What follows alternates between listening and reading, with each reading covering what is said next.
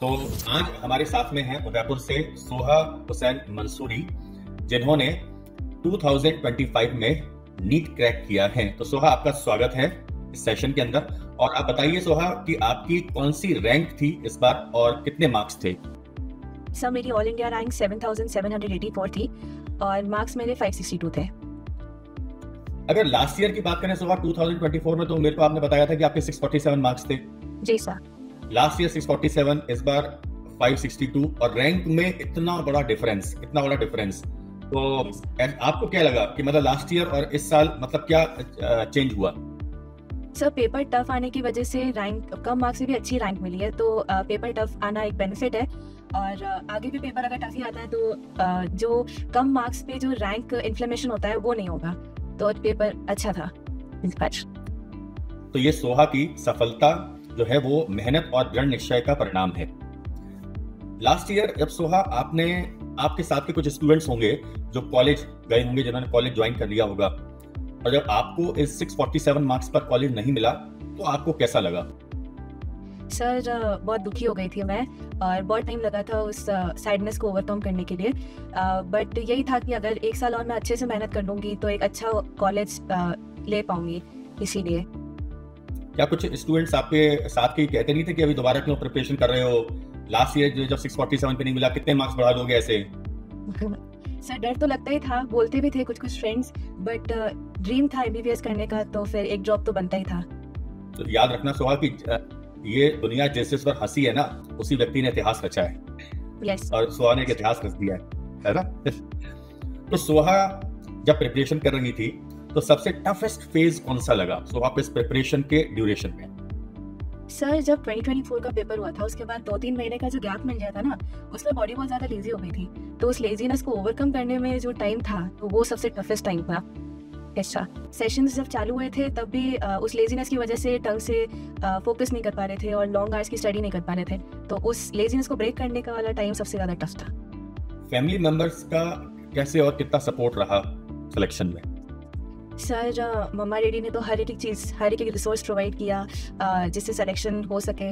मेरे cousin brother है, वो खुद भी एमबीबीएस कर रहे हैं और उन्होंने सबसे ज़्यादा मुझे सपोर्ट किया। लाइक उन्होंने मुझे बताते रहे कि ये करना है, ये इस टाइम करना है, इवन पेपर स्ट्रैटेजीज बताते रहे। और मेरी दादी, मेरी छोटी बहन, सबने बहुत अच्छे सपोर्ट किया मुझे, किसी भी चीज़ की कोई कमी नहीं आने दी। अभी सोहा ने बोला कि सोहा का ड्रीम था डॉक्टर बनना, और पता है सोहा कि सपनों को सबसे अच्छा अपने को हासिल करने का, सच करने का तरीका ये है कि उसको बस मेहनत से उसको पूरा करना। तो जब 2024 में आपने प्रिपरेशन करी और 2025 में आपको कॉलेज मिला, तो 24 से लेके और 25 ये जो प्रिपरेशन थी वो 23, 24 और 24-25 की प्रिपरेशन अलग कैसे थी? सर, मैंने 24 का अपना पेपर एनालाइज किया था, तब मैंने देखा था कि मैंने बहुत सीधी मिस्टेक्स की है, इस वजह से बहुत मार्क्स मैं गेन कर सकती थी उस समय भी, जो मैं नहीं कर पाई थी। तो मेरा 25 का यही मोटिव था कि सीधी मिस्टेक्स को अच्छे से इम्प्रूव करना है। उसके लिए मैंने बहुत सारे मल्टीपल पेपर्स भी सॉल्व करे और यही था कि बिल्कुल सीधी मिस्टेक्स नहीं होनी चाहिए इस बारी। ये जो तुम्हारा ड्रॉप ईयर था 24-25 वाला, तो इसमें रूटीन क्या रहता था?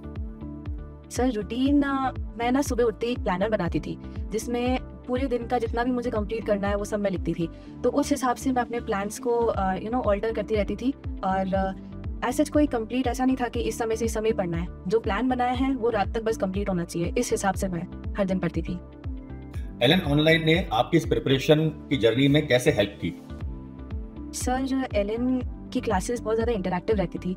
मुझे तो लगता है कि ऑनलाइन क्लासेस बेटर रहती है ऑफलाइन से, क्योंकि ना तो अपने को आने जाने का टाइम वेस्ट होता है और छोटे छोटे डाउट्स पूछने में भी ना वो हिचकिचाहट नहीं होती है। मतलब टेक्स्ट करो टीचर्स को, ये डाउट है, वो हैंड टू हैंड सॉल्व हो जाता था। ऑफलाइन क्लासेस में तो थोड़ा डर भी लगता था क्लास में डाउट्स पूछने में, यहाँ नहीं लगता था। और सर, एलन का एक फीचर है कस्टम प्रैक्टिस का। लास्ट के 2-3 महीने मैंने कस्टम प्रैक्टिस पर ही मेन फोकस किया था, उसके थ्रू बहुत क्वेश्चन सॉल्व किए थे और बहुत इम्प्रूवमेंट हुआ था उसकी वजह से मेरा। आपको एलन की तरफ से 5 सैंपल पेपर्स मिले थे, तो वो जो सैंपल पेपर्स थे जब वो आप तक पहुंचे और आपने उनको सॉल्व करना शुरू किया और आपके जब मार्क्स आए तो आपको कैसा लगा? और जब वैसे क्वेश्चंस आपने नीट के एग्जाम में देखे तब कैसा लगा? सर जब मैं सॉल्व करी थी ना तब मुझे खुद पे बहुत गुस्सा आ रहा था कि मैं इसको भी नहीं कर पा रही, ये बहुत हार्ड लेवल के क्वेश्चंस आ रहे हैं और लगता था उस समय तो कि नीट में इजी आएंगे, बट जब उसको सॉल्व किया और सारे पेपर को एनालाइज किया, सारे क्वेश्चंस को वापस बनाया और फिर नीट में देखा, तब लगा, मैंने मेरे पेरेंट को जाके बोला कि एलन ने जो लास्ट में जो 5 सैम्पल पेपर्स प्रोवाइड किए थे उसमें से बहुत सारा कंटेंट सिमिलर था, मतलब जो लेवल था वो तो डेफिनेटली सर सेम ही था और बहुत हेल्प भी किया था क्योंकि उन पेपर्स की को करने के बाद थोड़ा लेवल भी अप हो गया था। मार्क्स जो हैं वो ईसीजी की तरह इंक्रीज डिक्रीज होते हैं। तो क्या कभी सोहा के साथ भी ऐसे हुआ कि मार्क्स अचानक से 650 660 थे, फिर अचानक से कम होकर 600 पे आ गए, फिर बढ़े, फिर कम हुए? क्या ऐसा रहा? और जब ऐसा रहा तो इस चीज को कैसे हैंडल किया?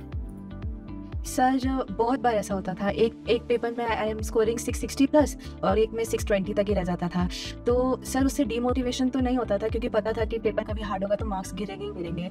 तो मैं उस पेपर को अच्छे से एनालाइज करती थी और एक मिस्टेक बुक अलग से बना रखी थी जिसमें सारी मिस्टेक्स लिखती थी और उस क्वेश्चंस लाइक जो गलत हुए थे उससे रिलेटेड दूसरे क्वेश्चन सॉल्व करती थी और ये इंश्योर करती थी कि अब ये गलती हुई है, ये वापस नहीं होनी चाहिए। अच्छा, अब ये जो आगे आने वाले जो स्टूडेंट्स हैं, नीट एस्पिरेंट्स हैं जो प्रिपरेशन अभी कर रहे हैं, उनके लिए सोहा की तरफ से कोई मैसेज?